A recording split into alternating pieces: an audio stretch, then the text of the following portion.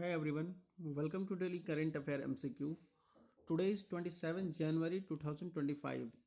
27 जनवरी 2025 है आज। स्टार्ट करते हैं अपने पहले क्वेश्चन से जो कि हमारे डेली करंट अफेयर का MCQ होता है। ओके, तो देखो जो पहला क्वेश्चन हमारा कह रहा है कि which of the following statement are correct in the respect of international criminal court.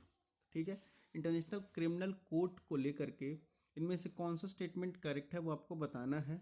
हमारा पहला स्टेटमेंट कहता है it is a permanent international court established to prosecute individual for genocide, war crime, crime against humanity and aggression। ठीक है, ये पहला statement कहता है कि ये एक परमानेंट इंटरनेशनल कोर्ट है, ठीक है, जो इस्टेब्लिश की गई थी कि प्रोसिक्यूट करें इंडिविजुअल को फॉर जेनोसाइड के लिए, नरसंहार के लिए, वार क्राइम के लिए और क्राइम अगेंस्ट ह्यूमैनिटी, मानव के विरुद्ध जो क्राइम होती है उसको लेकर के, और एग्रेशन यानी जो भी आपके साथ ह्यूमैनिटी लेवल पे जो भी किसी इंडिविजुअल के साथ मिसबिहेव की जाती है, क्राइम की जाती है, उसके लिए ये प्रोसिक्यूट करेगा। ओके, हमारा दूसरा स्टेटमेंट कहता है it function as a judicial organ of the United nation.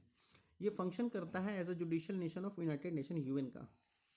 Third कहता है it has jurisdiction only ever crime committed within the territory of its member state और बाय द नेशनल। ठीक है, इसका जो जुरिडिक्शन की बात कर ली जाए, इसका पावर ऑफ जुरिडिक्शन जो है वो कह रहा है कि only over crime committed with in territory, जो भी इसके मेंबर हैं उन देशों के अंदर जो क्राइम होती है उसके लिए इसका पावर ऑफ जुरिडिक्शन सिर्फ उसी देशों के लिए है। ठीक है, ये आपका थर्ड स्टेटमेंट कहता है। तो बताओ इसमें से कौन सा स्टेटमेंट सही है वो आपको बताना है, बताओ।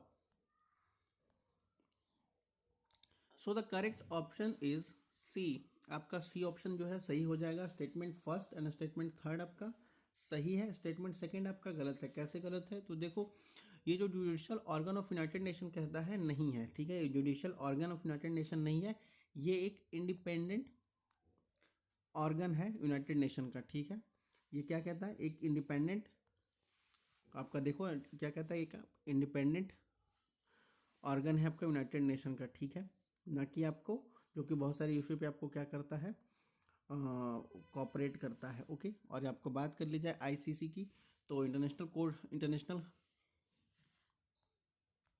तो आईसीसी जो है इंटरनेशनल क्रिमिनल कोर्ट, वो आपको स्टैब्लिश की गई थी रोम स्टैचू ऑफ 1998 के लिए। ठीक है, उस टाइम पे की गई थी, तो ये आपको याद रखिएगा, जिसके रिगार्डिंग आपका सही ऑप्शन जो है वो हो जाएगा आपका C, statement first and third.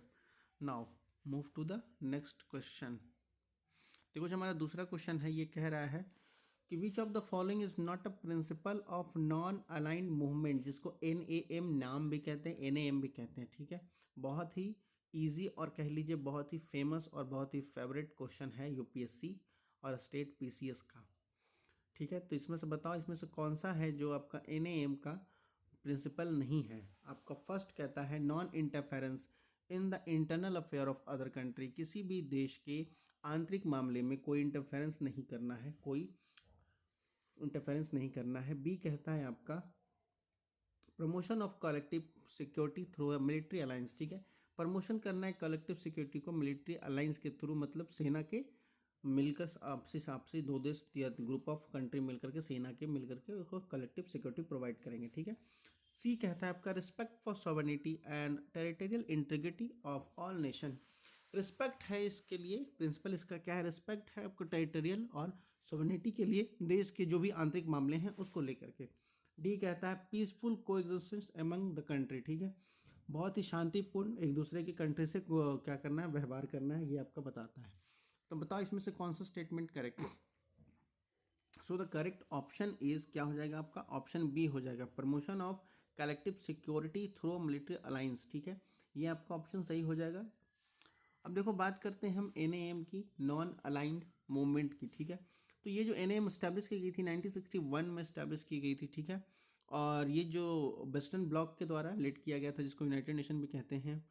और उसके बाद बात करता है कि ये आगे कि ये जो प्रमोट करता है, ये पीस, इंडिपेंडेंस और sovereignty among the newly independent nation को प्रमोट करता है। ओके, अब इसके की फाउंडिंग मेंबर की बात कर ली जाए, किसके फाउंडिंग मेंबर कौन कौन से थे, तो ऑफकोर्स हमारा प्यारा भारत, इंडिया था। ठीक है, यूगोस्लाविया, इजिप्ट, इंडोनेशिया, जिसके राष्ट्रपति इस बार आए थे 2025 रिपब्लिक डे में गेस्ट बनकर, और जवाहरलाल नेहरू एंड, ये तो इंडिया के प्रेसिडेंट थे उस समय, तब की बात की जा रही है, ठीक है। तो तब बेसिकली इतने सारे देशों ने मिलकर फाउंडिंग मेंबर का काम किया था, ठीक है, इसके फाउंडिंग मेंबर बनने में। ओके, तो आपका ऑप्शन जो हो जाएगा वो आपका करेक्ट हो जाएगा B. Okay, now move to the next question. ये था लास्ट क्वेश्चन है हमारे सेशन का, और ये थर्ड क्वेश्चन है। देखो ये जो क्वेश्चन है ये कहता क्या है, क्वेश्चन कह रहा है consider the following with the reference to the following country who were the first to express the support of Indo Pacific economic framework. Indo Pacific economic framework को लेकर के बताना है आपको कि कौन से इसमें से कौन से देश हैं जो सपोर्ट में आए थे इंडो पैसिफिक इकोनॉमिक फ्रेमवर्क के, सबसे पहले सपोर्ट में आए थे, ठीक है। इसमें से आपका फर्स्ट है जापान, दूसरा है इंडिया, तीसरा है चीन, चौथा है इंडोनेशिया। बताओ इसमें से कौन से देश हैं जिन्होंने सबसे पहली बार पहल की थी इंडो पैसिफिक इकोनॉमिक फ्रेमवर्क को। बहुत ही इंपॉर्टेंट टॉपिक है और बहुत ही बर्निंग टॉपिक है। आप मान के चलो कि ये आने ही जा रहा है 90% एग्जाम में। बताओ इसका answer. So the correct option is B. Okay, option B आपका करेक्ट हो जाएगा। ओनली टू, कौन कौन से दो देश थे जो सबसे पहले पहल बताई, तो जापान है और हमारा प्यारा भारत इंडिया है, ठीक है। इन दोनों देशों ने पहली बार कब, मई 2022 की बात कर ली जाए, तब इन दोनों देशों ने पहली बार पहल जताई थी। और चाइना और इंडोनेशिया ने ऑफ कोर्स इन लोगों ने सपोर्ट नहीं किया फर्स्ट टाइम पे। चाइना तो अभी भी सपोर्ट नहीं करता है।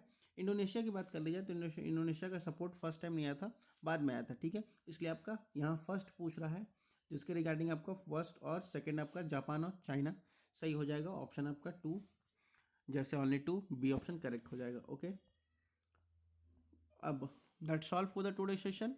अगर आप लोग को पीडीएफ चाहिए इसका तो आप टेलीग्राम पे जाइए, टेलीग्राम का लिंक आपको वीडियो के डिस्क्रिप्शन में मिल जाएगा, नहीं तो चैनल के अबाउट में मिल ही जाएगा। और कोई क्वेश्चन या कोई कमेंट हो तो प्लीज़ पूछिए कमेंट सेक्शन में आपको, बाकी पढ़ते लिखते रहिए। धन्यवाद।